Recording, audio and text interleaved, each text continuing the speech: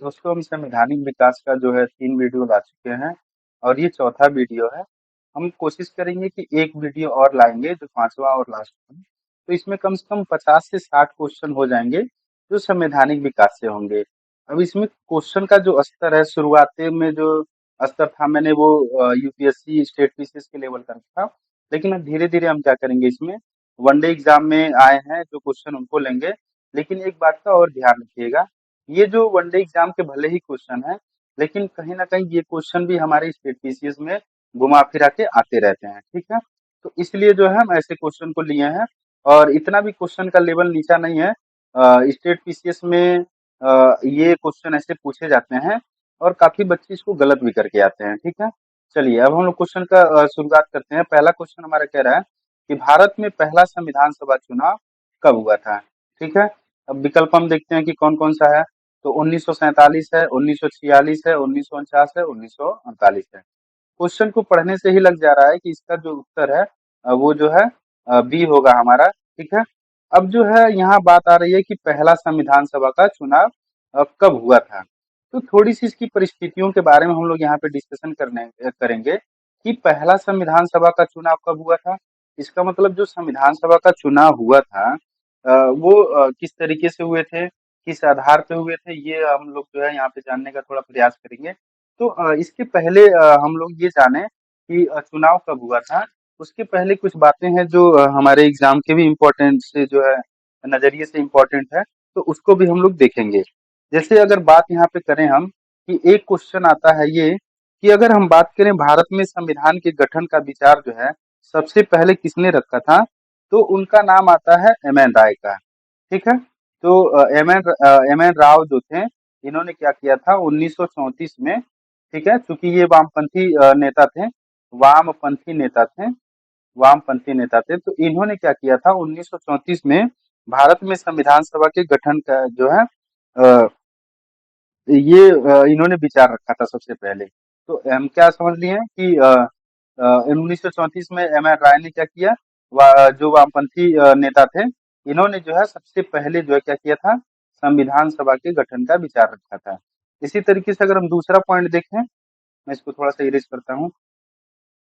यहाँ पे दूसरा जो पॉइंट है वो ये कहता है कि 1934 में ही स्वराज पार्टी के द्वारा, इसके स्वराज पार्टी के द्वारा क्या किया गया था, संविधान सभा के गठन का प्रस्ताव रखा गया था। इसी तरीके से अगर हम देखेंगे कि अब हम लोग क्या कर रहे हैं, यहाँ पे कुछ फैक्ट है जो हम लोग को याद रखने चाहिए।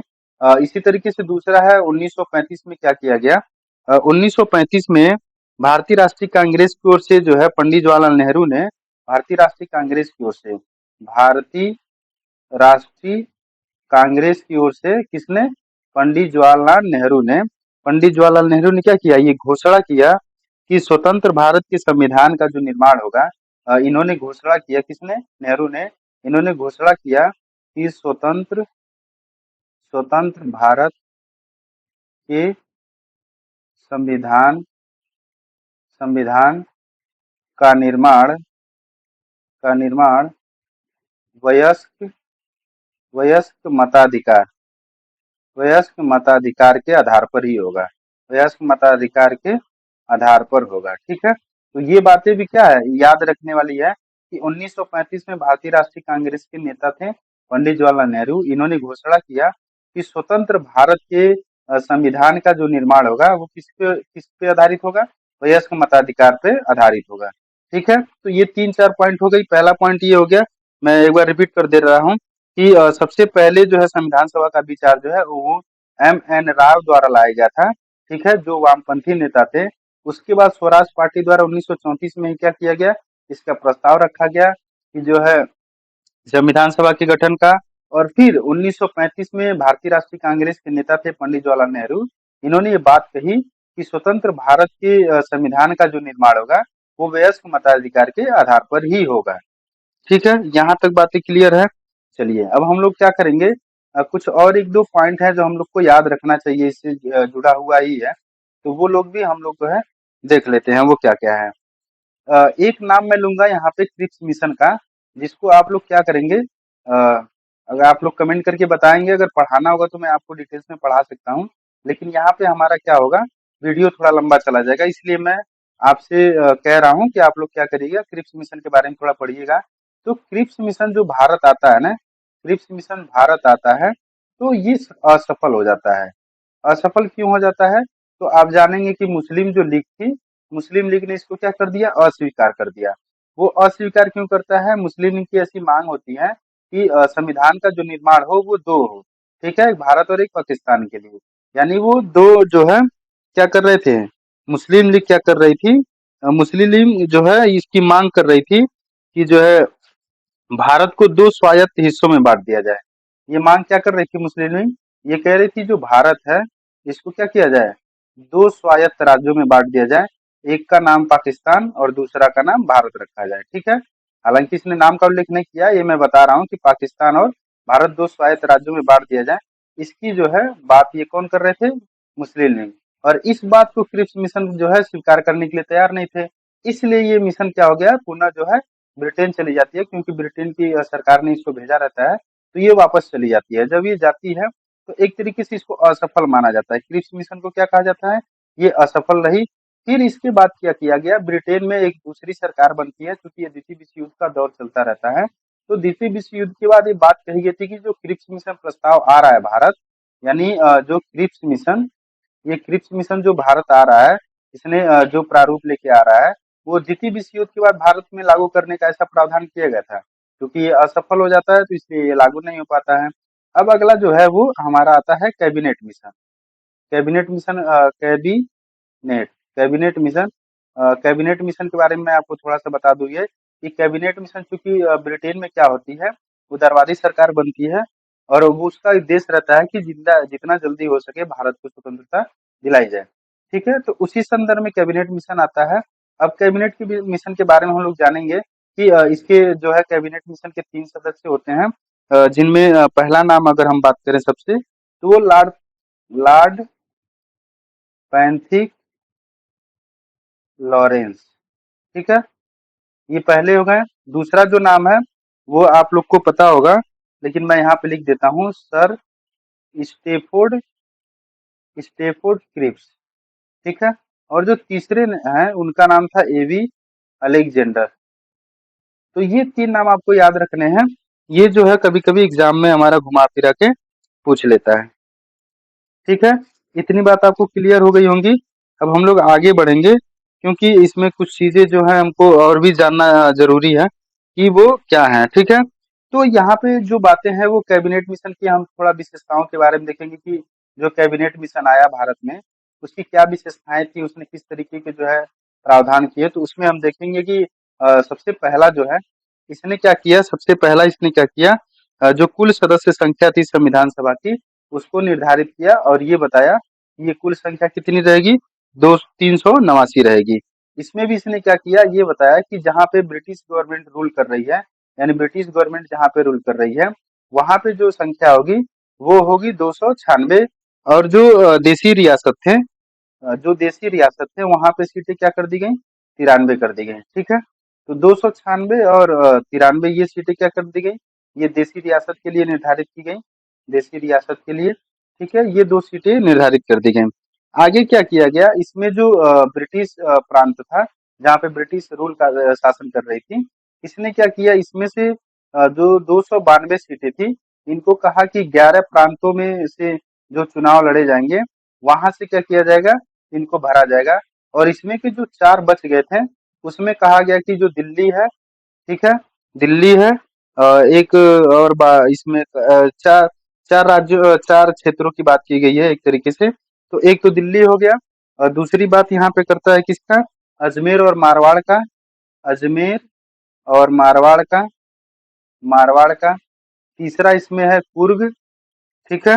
और चौथा जो इसमें आता है वो है आपका बलूचिस्तान, बलूचिस्तान, ठीक है। तो ये 4 प्रांत हो गए। इनको प्रांत न कह के इनको एक नाम दिया गया था, चीफ कमिश्नर के प्रांत इसको बोला जाता है, हाँ, ठीक है। तो हम लोग आगे बढ़ेंगे कि ये कुछ बेसिक जानकारियां थी जो आपको जानना चाहिए था। और एक बात आपको याद रखनी चाहिए कि इसमें प्रत्येक प्रांत की जो सीटों को क्या किया गया था, 3 प्रमुख समुदायों में उनकी संख्या के अनुपात में क्या कर दिया गया था, सॉरी जनसंख्या के अनुपात में क्या कर दिया गया था, बांट दिया गया था। तो ये बातें आपको क्या करनी है, याद रखनी है। चलिए, तो इसमें और भी कुछ वैसा नहीं है, जानने के लिए तो बहुत कुछ है, फिर बहुत ज़्यादा टाइम लग जाएगा हम लोग को जानने के लिए।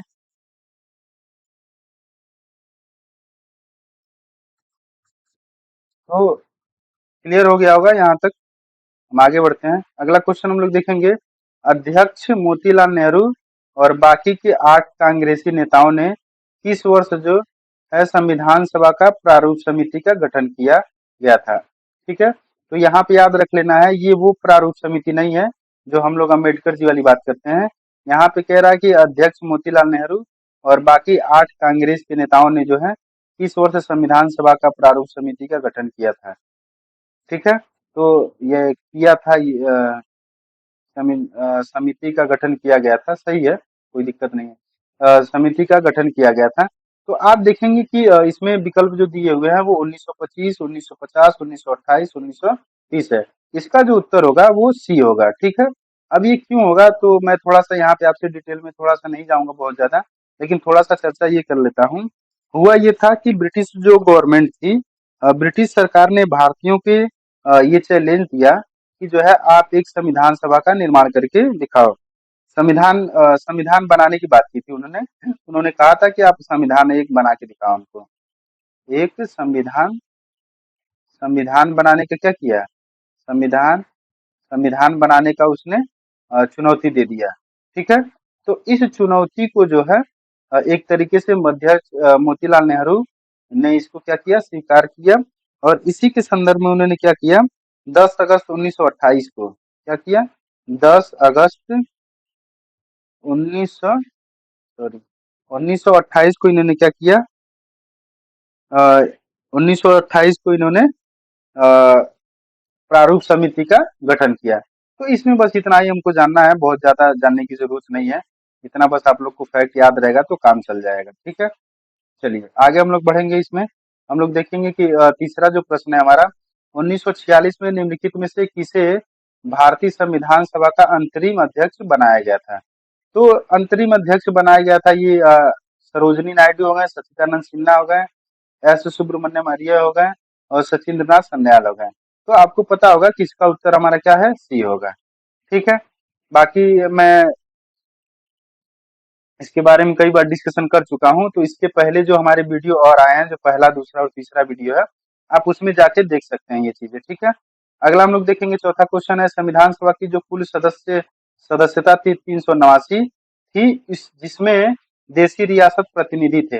यानी ये कुल क्वेश्चन का कहने का मतलब ये है कि ये कह रहा है कि जो कुल सदस्यता थी 389, उसमें से देशी रियासत जो थे उनकी कितनी जो है संख्या निर्धारित की गई थी।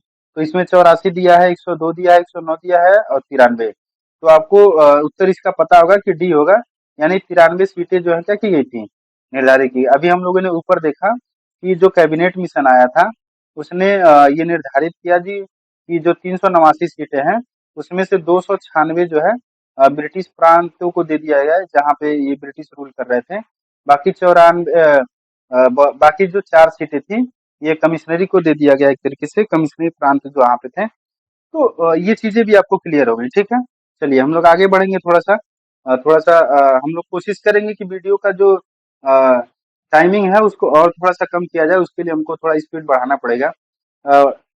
स्पीड तो बढ़ाएंगे, लेकिन जहाँ पे कोशिश रहेगा कि मेरा जो पॉइंट डिस्कशन करने वाले हैं उसको हम डिस्कशन करके चलेंगे। ठीक है, निम्नलिखित में से किस वर्ष में भारतीय राष्ट्रीय कांग्रेस ने संविधान सभा की मांग की थी।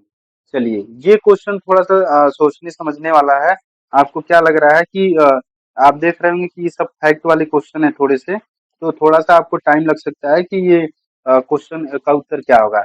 आपको याद होगा जब मैंने पहला क्वेश्चन डिस्कशन कर रहा था तो उसमें मैंने बताया था कि सबसे पहले जो है भारतीय राष्ट्रीय कांग्रेस जो है 1934 या 1935 का भी नाम जो है आ जाता है कभी कभी। तो आप डेट इसमें देखेंगे कि 1935 का कहीं जिक्र नहीं किया जा रहा है।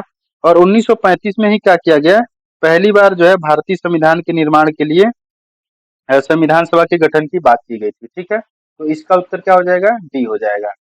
मैंने पहले भी डिस्कशन कर लिया है, तो आप पहले वाले क्वेश्चन पे जा सकते हैं समझने के लिए। उसी तरीके से अगला कह रहा है क्वेश्चन, अब यहाँ पे कुछ खाली है, यही चीज हमको बताना है कि वो क्या होगा।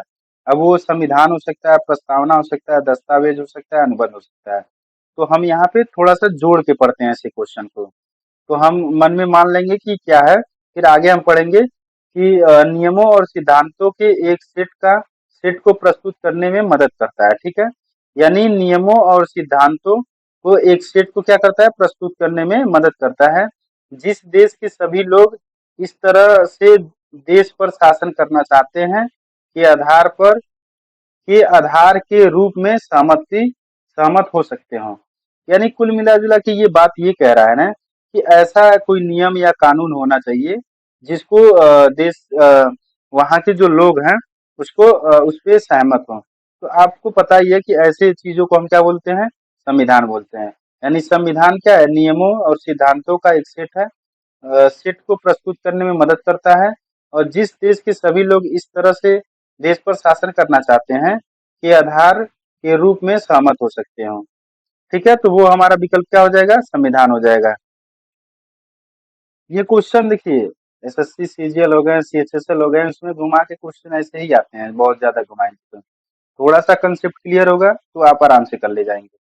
चलिए क्वेश्चन नंबर 7 पे आते हैं। भारत का संविधान किसके द्वारा हस्तलिखित किया गया था।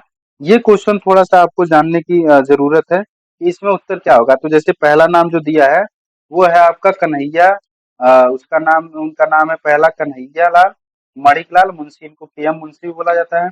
दूसरा बाबा साहेब गंगाधर खेर हो गए। तीसरा प्रेम बिहारी नारायण रायजादा हो गए। और चौथा श्यामा प्रसाद मुखर्जी हो गए। आप लोग जो है थोड़ा सा मैं टाइम दूंगा आपको कि ये बताइए कि कौन होंगे। तो चलिए मैं बताता हूँ कि इसका उत्तर क्या होगा। तो इसका उत्तर हमारा सी होगा। ठीक है, इनके बारे में मैं थोड़ा सा आपको बता दूं कि जब बात आती है कि प्रेम बिहारी नारायण राजद की, तो भारतीय संविधान के प्रमुख सुलेखक थे। इनको क्या कहा जाता है, भारतीय संविधान के प्रमुख क्या थे ये, सुलेखक थे, सुलेखक। इसको इंग्लिश में क्या बोला जाता है, कैलीग्राफर बोला जाता है, कैलीग्राफर।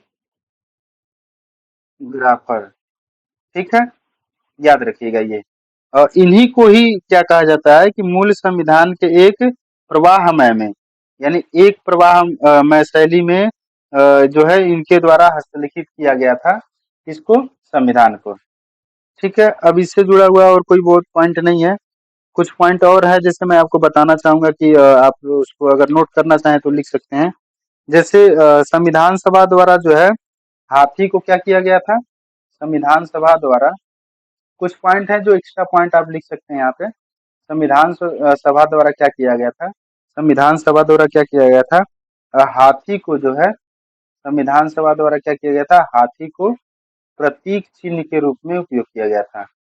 ये चीजें आपको बहुत कम मिलेंगी, कहीं मिलेंगी तो आप याद रखिएगा, जिसको हम लोग मुहर कहते हैं। किसको प्रयोग किया गया था, हाथी के हाथी के चिन्ह को, यानी हाथी को जो है प्रतीक के रूप में अपनाया गया था। इसी तरीके से आप जानते हैं कि संविधान सभा के जो संवैधानिक सलाहकार थे उनको, उनका नाम जो है BN राव है।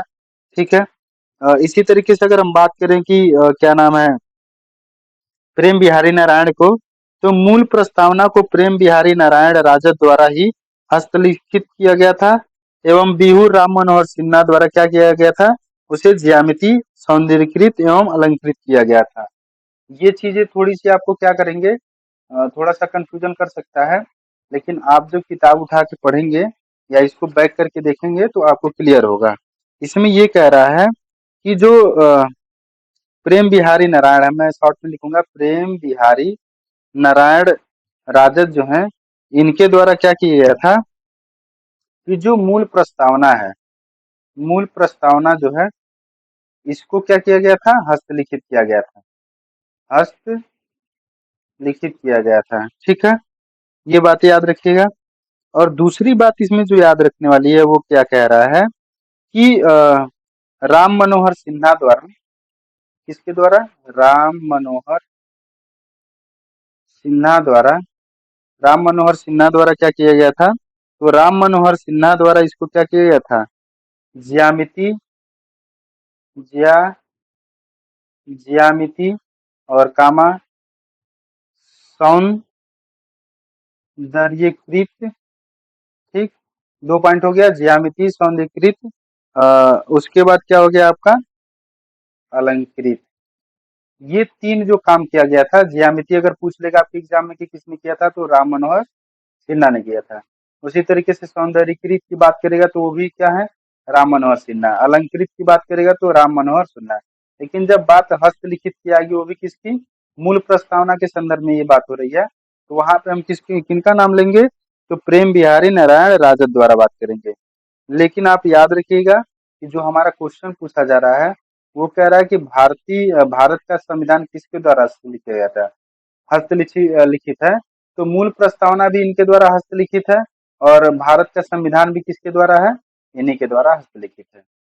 ठीक है, इतनी बातें क्लियर हो गई होंगी। चलिए आगे हम लोग बढ़ेंगे, थोड़ा सा देखेंगे अगला क्वेश्चन क्या है। तो संविधान सभा की पहली बैठक कब हुई थी, तो ये तो आपको पता है, दिसंबर यानी 9 दिसंबर 1900 क्या हुआ था, 1946 को हुआ था, जिसके अस्थायी अध्यक्ष जो है सच्चिदानंद सिन्हा को बनाया गया था। और जो है अस्थायी अध्यक्ष की अगर बात करें, तो वो जो है राजेंद्र प्रसाद को बनाया गया था। मैंने ये बात पहले भी डिस्कशन कर लिया है, तो इसलिए इस पे डिस्कशन करने की कोई जरूरत नहीं है। चलिए अगला क्वेश्चन हम लोग देखेंगे। प्रांतों में द्वैत शासन के उन्मूलन की संस्कृति किस अधिनियम के द्वारा की गई है। इस क्वेश्चन को भी मैंने पहले कई बार डिस्कशन कर लिया है, डिटेल्स में किया है। तो इसका जो उत्तर होगा वो क्या होगा, ए होगा। 1935 के अधिनियम के द्वारा क्या किया गया था, जो प्रांतों में द्वैत शासन है उनको समाप्त कर दिया गया था, और इसको क्या किया गया था, केंद्र में लागू कर दिया गया था। चलिए अगला क्वेश्चन देखेंगे। निम्नलिखित में से किस अधिनियम द्वारा जो है केंद्र में द्वैत शासन प्रणाली शुरू की गई थी। अब जस्ट इसी का क्वेश्चन जो मैंने यहाँ बताया वो यहाँ पे पूछ लिया है। तो यहाँ पे क्या किया गया था, 1935 के अधिनियम के द्वारा क्या किया गया था, 1935 के अधिनियम के द्वारा क्या किया गया था, जो प्रांतों में द्वैत शासन थे उनको जो है समाप्त कर दिया गया था और केंद्र में लागू कर दिया गया था। इस क्वेश्चन में आपको क्या कह रहा है कि केंद्र में द्वैत शासन प्रणाली शुरू की गई थी। तो आपको याद होना चाहिए कि इसका उत्तर क्या होगा। ये उत्तर आपको कंफ्यूजन ना करे, इसलिए जो है आप थोड़ा सा क्वेश्चन को ध्यान रखिएगा, ताकि आपको कोई दिक्कत ना हो। ठीक है, तो इसका जो उत्तर होगा वो होगा हमारा 1935। बात समझ में आ रही है ना। देखिए जब 1935 के माध्यम से ही क्या किया जा रहा है, प्रांतों में समाप्त किया जा रहा है, तो उसी टाइम पे केंद्र में लागू भी किया जा रहा है। ठीक है, तो वही क्वेश्चन यहाँ पे घुमा दिया था थोड़ा सा। चलिए अगला क्वेश्चन देखेंगे। वो कौन सा अधिनियम था जिसने भारत में सत्ता ब्रिटिश ईस्ट इंडिया कंपनी को से ब्रिटिश ईस्ट इंडिया कंपनी से ब्रिटिश क्राउन में स्थानांतरित की थी। तो ये क्वेश्चन जो है आप पढ़ेंगे थोड़ा सा, जब देखेंगे कि 1858 की जब क्रांति होती है, उसके बाद क्या होता है कि जो ब्रिटिश गवर्नमेंट की पॉलिसी होती है वो बिल्कुल एकदम से बदल जाती है। अब वो क्या करते हैं, थोड़ी से उदार हो जाते हैं, साम्राज्य विस्तार की जो नीति होती है उसको त्याग देते हैं। उसके बाद ये क्या करते हैं, तो ये बातें कहाँ कहीं ना कहीं से और पूरा ब्रिटिश ईस्ट इंडिया कंपनी से क्या करते हैं, चीजें अपने हाथ में ले लेते हैं, यानी क्राउन के हाथ में चली जाती है। तो ये किस अधिनियम के द्वारा होगा, तो भारत सरकार अधिनियम 1958 के द्वारा होगा। 1858 के बारे में मैंने पहले भी कई बार आपसे चर्चा कर चुका हूँ, तो इसलिए मैं थोड़ा सा बचूंगा उस पर चर्चा करने के लिए। लेकिन मेरे हिसाब से लगता है कि थोड़ा सा और जो है उसमें आपको डिटेल्स में बहुत ज़्यादा नहीं, लेकिन कम से कम 1-2 पॉइंट तो डिस्कशन के लिए बनता ही है।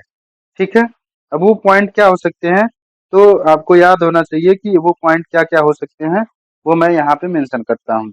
देखिए, सबसे पहले क्या किया गया कि ये सीधे कहाँ चला गया, महारानी विक्टोरिया के अधीन चला गया। यानी जो भारत का शासन था, भारत का शासन, ये भारत का शासन कहाँ चला गया है, महारानी विक्टोरिया के पास चला गया। ठीक है, इतनी बातें मतलब यही कहाँ है, क्राउन के हाथ में चली गई। ठीक है, उसके बाद आप लोगों ने एक नाम सुना था BOC, यानी बोर्ड ऑफ कंट्रोल, और COD। ठीक है, कंट्रोल ऑफ डायरेक्टर, इन दोनों को क्या किया गया, समाप्त कर दिया गया था। और एक पॉइंट इसमें सबसे याद रखने वाला है कि जो भारत का गवर्नर था उसको एक नया नाम दिया गया, वो नाम था वायसराय। ठीक है, वायसराय जो है ये वायसराय की नियुक्ति की गई। यानी अगर हम कहें कि जो गवर्नर जनरल का नाम था उसी को बदल के वायसराय कर दिया गया। और जो प्रथम वायसराय बनने वाला था उसका नाम था लॉर्ड कैनिंग। यानी जो पहला बना वायसराय उसका नाम कितना है, लॉर्ड कैनिंग। उसका नाम था लॉर्ड कैनिंग, याद रखिएगा। अब इसके बाद क्या किया गया, एक और कार्य किया गया और एक नए पद की एक तरीके से क्या किया गया, सृजन किया गया। और उस नए पद का जो नाम था वो था भारत के राज्य सचिव। अब ये कौन होता था, तो ये जो है जो ब्रिटिश होती थी कैबिनेट, उसी का ये सदस्य होता था। यानी जो इंग्लैंड है उसकी इसकी बात करेंगे तो ये ब्रिटिश कैबिनेट का क्या होता था, सदस्य होता था। और ये सीधे वहां की संसद के प्रति उत्तरदायी होता था। किसके प्रति? यहाँ ब्रिटेन में जो संसद है, ठीक है, इसी के कैबिनेट का क्या होता था, एक सदस्य होता था। और ये जो है यहाँ के संसद के प्रति उत्तरदायी होता था। यानी कोई भी अगर इसकी जवाबदेहिता है तो वो कहाँ पे है, यहाँ भारत में नहीं है, वो कहाँ है, सीधे यहाँ पे। इसमें इतिहास में आप पढ़ेंगे तो और थोड़ा सा प्रावधान किया गया कि इसकी सैलरी जो है यहीं के यहीं से निर्धारित की जाती थी, मतलब भारत के खजाने से ही दी जाती थी। वो अलग है, हम लोग उसमें जाने की कोशिश नहीं करेंगे। अब क्या किया गया, इसके लिए 15 सदस्यों का जो है एक परिषद बनाया जाता है, ठीक है। और इसकी अध्यक्षता किसको सौंपी जाती है, इसी जो कैबिनेट का सदस्य होता है, यानी भारत के सचिव को उसकी सदस्यता सौंपी जाती है। अब इसमें मैं और ज्यादा नहीं जाऊंगा, ये ज्यादा हो गया, पर्याप्त हो गया। अगला हम लोग देखेंगे ड्राफ्टिंग कमेटी का गठन कब किया गया था।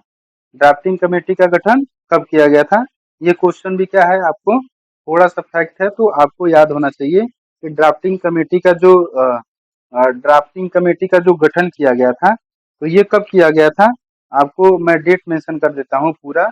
वो डेट था 29 अगस्त 1947। ठीक है, याद रहेगा, भूलेंगे नहीं। तो ड्राफ्टिंग कमेटी को ही जो है इंग्लिश में ड्राफ्टिंग कमेटी बोलते हैं, हिंदी में इसको प्रारूप समिति बोलते हैं। ठीक है, कहीं कहीं ड्राफ्टिंग कमेटी लिखा होगा, कहीं कहीं प्रारूप समिति लिखा होगा, तो इससे कंफ्यूज मत होइएगा। और इसकी अध्यक्षता आपको पता है, मैंने डिटेल्स में भी बताया कि इसके 7 सदस्य थे, कौन कौन सदस्य थे, तो हम लोग वहां नहीं जाएंगे क्योंकि मैं पहले वीडियो बना चुका हूँ उस पे। आप लोग जाइए उसको देखिए, वहां से आपको क्लियर होगा।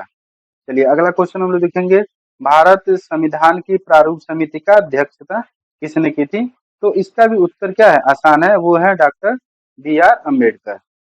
ठीक है, चलिए आगे देखेंगे, स्वतंत्रता के बाद भारत के पहले वित्त मंत्री कौन थे। तो मैंने आपको एक लिस्ट बना के बताया भी था कि कौन कौन जो है मंत्री रहे हैं, कौन कौन क्या क्या रहे हैं।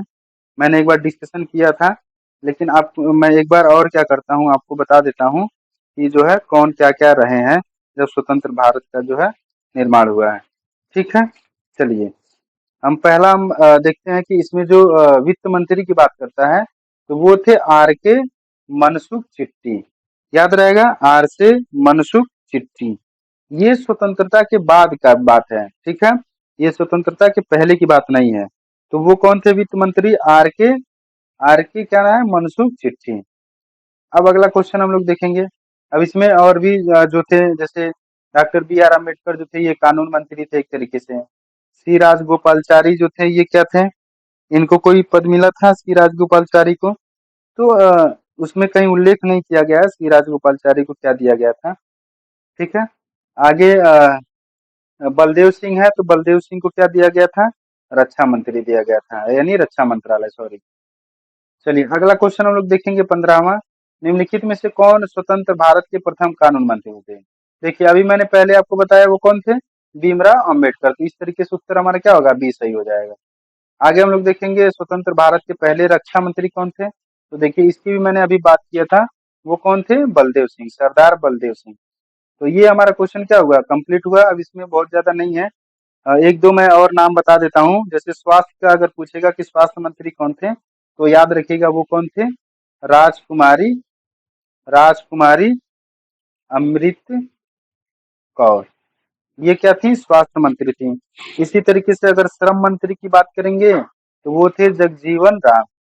जगजीवन राम, जगजीवन राम क्या थे, जगजीवन राम जो थे वो श्रम मंत्री थे। ठीक है, वित्त मंत्री हो गया, वाणिज्य मंत्री जो है C.H. भाभा करके थे। तो इतना पॉइंट बहुत है, पर्याप्त है। आप लोग जो है थोड़े से वीडियो में कहीं कहीं थोड़ी सी आवाज में लड़खड़ाहट आई है, चूंकि हम लोग शुरू कर रहे हैं तो जाहिर सी बात है, सीखने और सिखाने की प्रक्रिया लंबी होती है, चलती रहती है। हम धीरे धीरे कोशिश करेंगे कि गलतियां कम निकले। अगर कोई गलती रहता है आपको डाउट्स में क्लियर करने के दौरान लगता है कि नहीं कुछ गलत बताया है, तो प्लीज आप कमेंट करके जरूर बताइए, हम उसको सुधार करने की कोशिश करेंगे। और हम लोग अब डेली वीडियो लेकर आते रहेंगे। थोड़ा सा एक दिन लेट हुआ है, उसके लिए जो है हम कोशिश करेंगे कि इस तरीके की आगे ना हो। ठीक है, चलिए सबको बाय बाय, अपना ध्यान रखिए, आप लोग पढ़ते रहिए, मस्त रहिए।